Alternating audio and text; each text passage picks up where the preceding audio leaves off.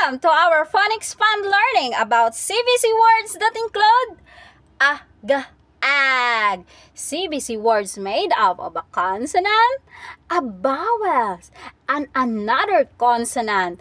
They are super helpful for beginners readers like you. Today, I'll focus on CVC words with ag.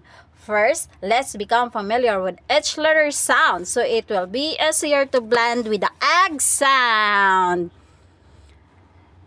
This is the letter B. The sound of the letter B is like a bouncing ball. B. Please say it with me 3 times. B, B, B. This is the letter L. The sound of L is as in lion. Tap the upper part of your mouth with your tongue and say it with me 3 times. Oh. This is the letter R. The sound of the letter R is R. As in rabbit. Let's say it again 3 times. R. This is the letter T. The sound of T is T. Like in tiger. Say it with me 3 times. T. T. T. This is the letter W. The sound of W is like blowing wind. Ooh. Let's say it together 3 times. Ooh. Ooh. Ooh. This is the letter G. The sound of the letter G is G. Like a cold freezing goat saying G. Say it with me 3 times. G. G. G. And now let's have a quick review of the sound of each consonant. Follow me, learners. B. R. T. W. G. Now it's time for the letter A and G to take turns sounding out. This is the letter A. The sound of this letter is A, as in ant. Pretend the ant is biting your legs and say the sound of the letter A 3 times. Ah! Ah! Ah! This is the letter G. The sound of this letter is like a freezing goat saying G. Can you say the sound 3 times with me? G.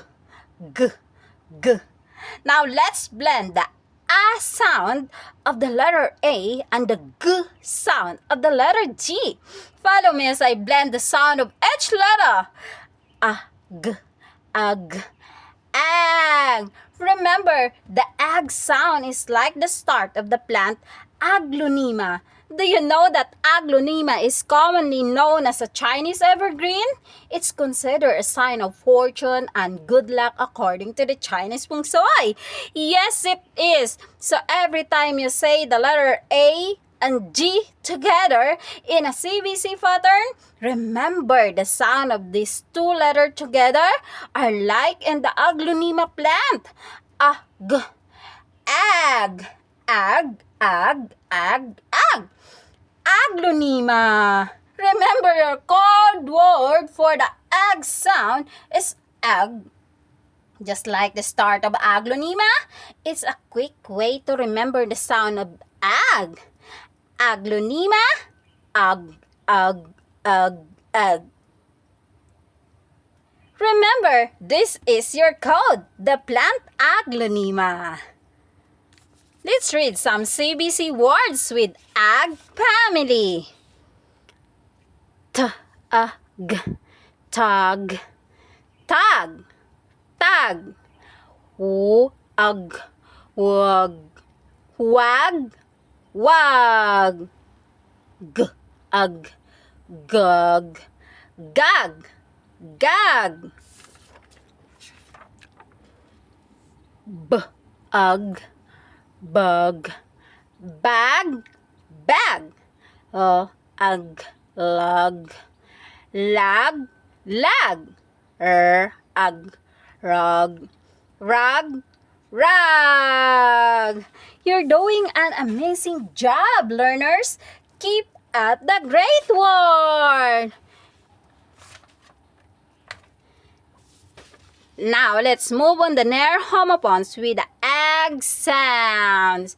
These are CVC words. Words with a consonant, vowel, and consonant pattern that sound the same but are spelled different.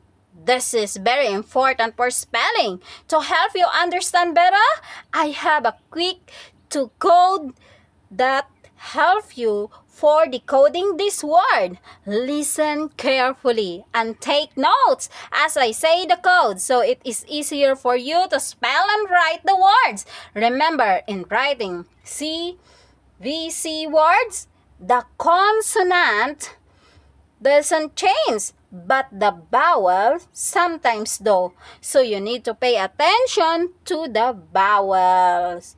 First, let's read the whole word by sounding out each letter. You read B-A-G and B-U-G as bag, bag.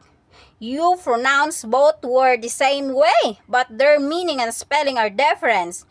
Bag is a container for carrying like your school supplies, groceries, and many other things, while bag is a small insect like a ladybug or mosquitoes.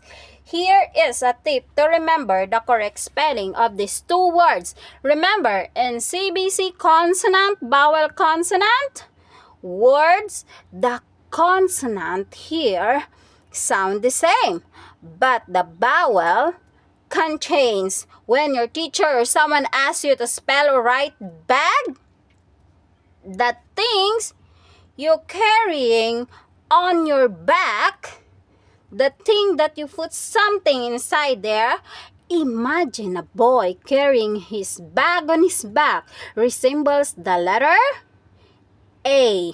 This is your guide to spell the bag correctly. How to spell bag? B. B as the sound of B. The first sound of bag. As in the shape of the boy carrying his bag, forming a shape of similar to letter A. And G as in the sound of go in the last sound of bag. So B-A-G is the correct spelling of bag you carry to the school. For bag, the insect, the spelling is different, but the pronunciation is same to the bag. Imagine a dead ladybug. Its body shape, it looks like the letter U.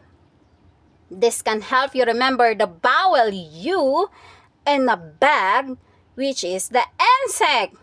How to spell bag as an insect? B. The letter B as in the B sound.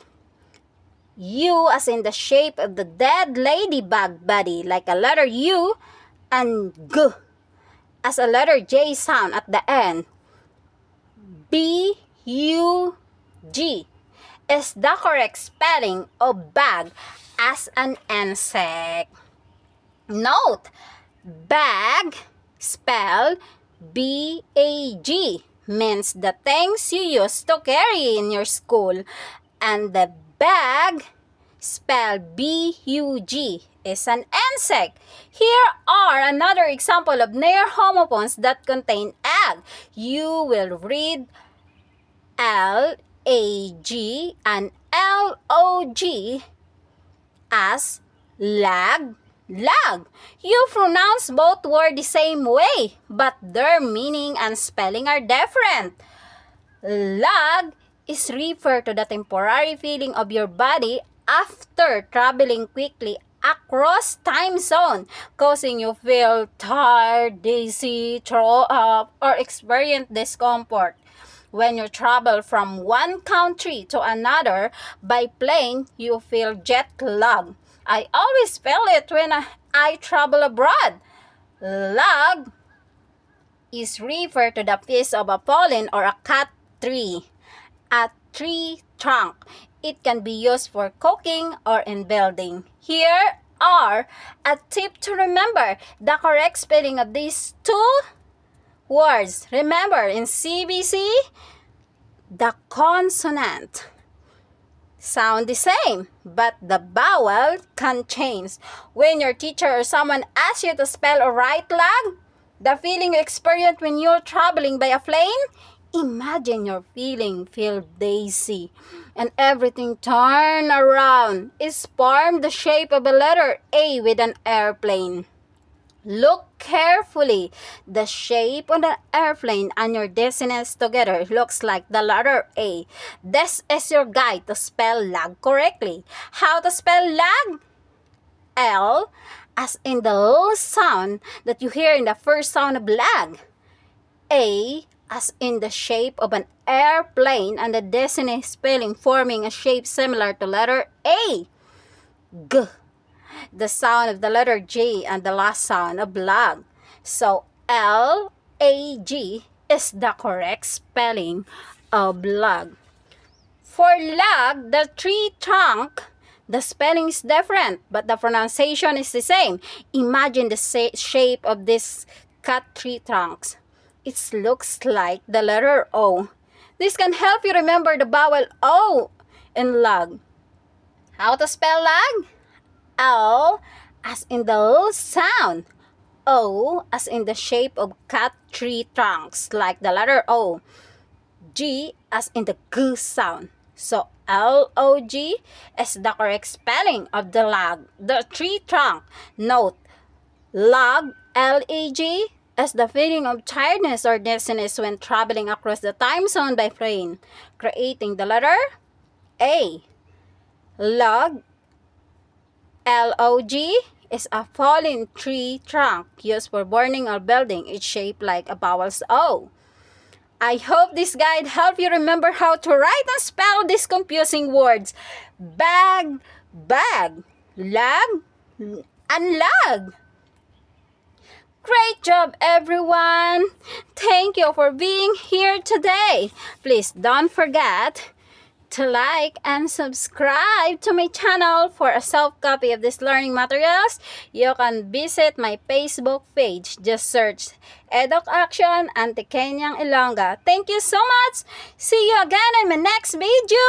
Ingat ka palagi!